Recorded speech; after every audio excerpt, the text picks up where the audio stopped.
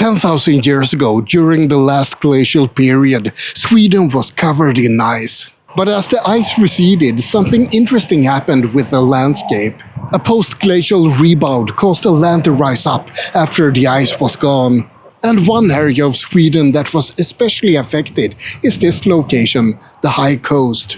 There was a rapid land rise here of 300 meters, which caused the landscape to be filled with cliffs and valleys and unusual rock formations. Today, you and me are gonna explore the high coast area and what some people think is Sweden's most beautiful nature.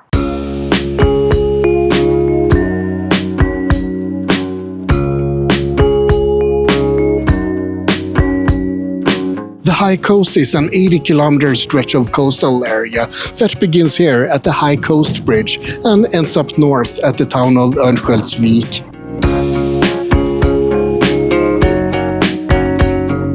The High Coast Bridge is a suspension bridge that was built in 1997. It's quite a beautiful sight, and I guess that it's no surprise that it's taken inspiration from the Golden Gate Bridge in San Francisco. You can drive up here from Stockholm in 5 to 6 hours, so the high coast area makes for a good weekend trip. In this video, I'm gonna show you some fabulous viewpoints, and I'm also gonna tell you a bit about what you can do in the high coast. And I'm also gonna tell you a bit about the history of the area. But first of all, let's visit a sort of living art village that I've been dying to check out.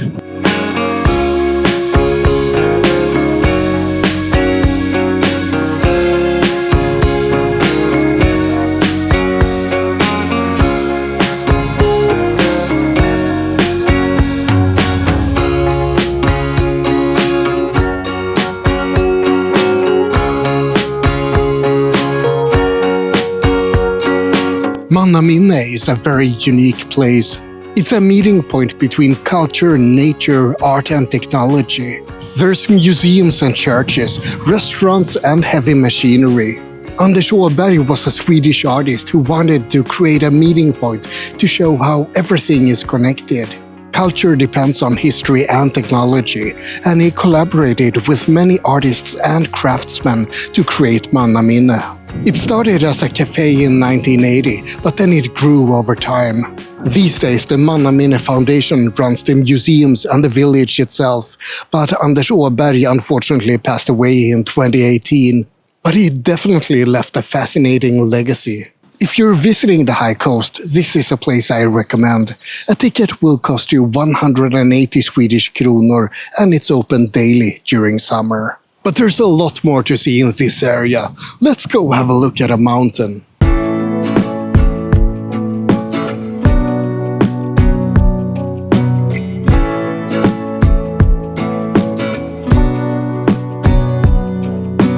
The high coast area has been a UNESCO World Heritage Site since the year 2000 because it's an example of rapid glacio-isostatic uplift. Basically, land that's been weighed down by ice bounces upwards again when the ice is gone. And it bounces upwards quite quickly, in geological timeframes that is. Hundreds of meters in 10,000 years doesn't sound like much, but it actually is. The high coast and the nearby archipelago is still rising, in fact.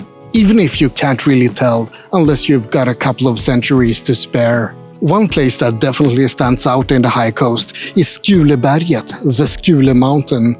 It's not a super high mountain, none of the mountains in this area are, but it used to be down at sea level. And now it rises up dramatically, towering over the nearby town of Docksta. There's a nice lake nearby the mountain, so if you want to take a swim, that's a good spot. Especially if you also want to try the Via Ferrata up the mountain. For 495 Swedish kronor, you can rent equipment and ascend the mountain in an easy, or maybe not so easy way. Or you can take the cable car up for 150 Swedish kronor. And if you're a broke and miserable person, you can also walk up the mountain for free. Either way you do it, you want to get to the top to check out the view.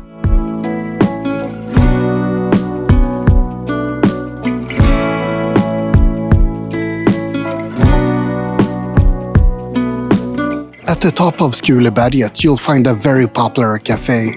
If you haven't tried Swedish waffles, this is an excellent place to do so. From the top of the mountain, you can also look out over the most famous part of the high coast. In the northeast, you can look out over Skuleskogen National Park, and straight east you can look out over the archipelago with islands like Ulvön. You can also explore a cave halfway up the mountain, Kungsgrottan, the King's Cave. According to legend, a robber gang took over the cave in the 1600s, and it was renamed the Robbers' Cave. They raided nearby villages and attacked people passing by. And apparently they lived in a really tiny cave that barely qualifies as a cave. Life was pretty harsh in the 1600s. If you want to hike down the mountain, there are several trails down. The longest is 2.5 kilometers, and the shortest one is half that. I'm gonna take the shortest one, because I'm gonna do a bit more hiking later. And also, I parked the car down by the cable car, so that's another reason.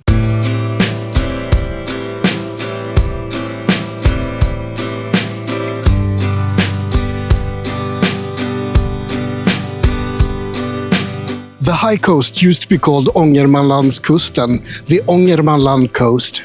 Ångermanland is a province of Sweden, and it's famous for the Ångerman River and for its nature. And also for surströmming, the infamous Swedish fermented herring. And also for high coast whiskey, possibly because people need something to wash down that god-awful herring with. In the beginning of the 1970s, the government made a report about this area, and at the same time, the name High Coast was mentioned. People really liked the name, and in no time the coastline was renamed into the High Coast instead of Ångermanlandskusten. I have a slight suspicion that foreign people find it a little bit easier to pronounce, so that probably helped too. People have lived in the high coast for more than 7,000 years, and it's a very popular tourist destination these days. Mostly for Swedish people, I think. It's highly recommended to have a car to get around in the area, and there's a lot of nature-related activities here. Hiking, enjoying the forests or the archipelago, or just relaxing in the lovely nature. It's beautiful, but also laid back in a way. Low-key. I think that you really have to enjoy Swedish nature to fully appreciate this place.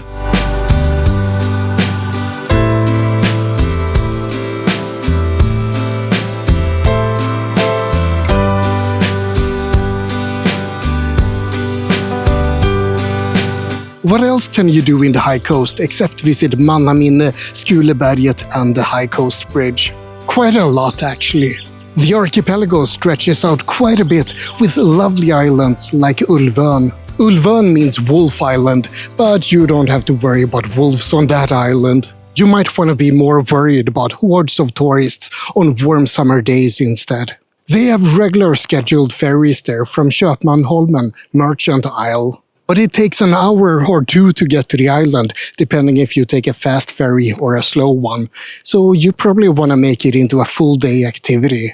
Docksta, the town by Skuleberget, is also a popular destination. It's a good place to rent a kayak or a canoe to explore the archipelago. During summer, there's also a lot of performances and events happening. If you want to see what's going on, check out the Friluftsbyn webpage. Then, of course, you also have Skuleskogen National Park nearby, and a pretty famous gap.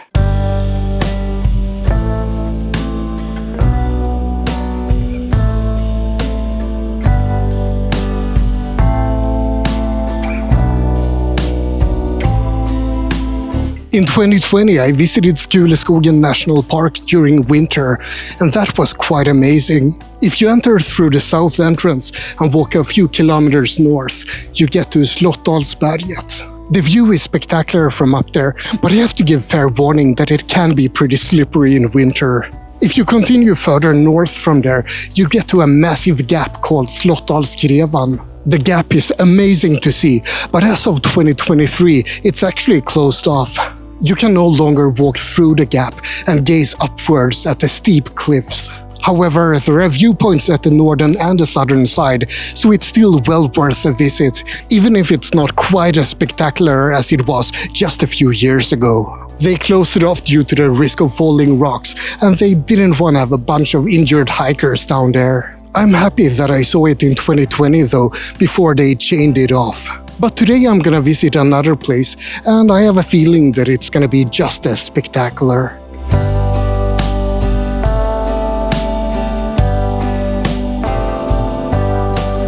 People say that the high coast is the most beautiful area of Sweden. I'm not sure if that's true or not. The high coast is very popular and the landscape here is striking. But I'll travel to Sarek National Park in a few days, the last great wilderness of Europe, and I think that might be even more beautiful. Still, there is a spot in the high coast that I really want to check out. There's a hiking trail that starts at Skuleberget's havscamping, a campsite, and it leads to Getsvedeberget. I don't think that I can translate that. It's something like Goat Burning Mountain. And at the top of this trail there's a pretty special place. In Norway they have a famous rock called Pulpit rock, Predikstolen. Well, Sweden doesn't want to be outdone by Norway, so at the top of Getsvedeberget you find Sweden's version of Predikstolen. I have to admit that we can't really compete with the Norwegian fjords and the completely amazing Norwegian landscapes. But I would still say that this is a completely stunning place. Here you can see the high coast in all its splendor, and it really is a magnificent sight. I think that this is a good spot to end this video about the high coast, a place that people say has the most beautiful nature in Sweden. I hope you enjoyed it. Like and subscribe, but most importantly, have a great day.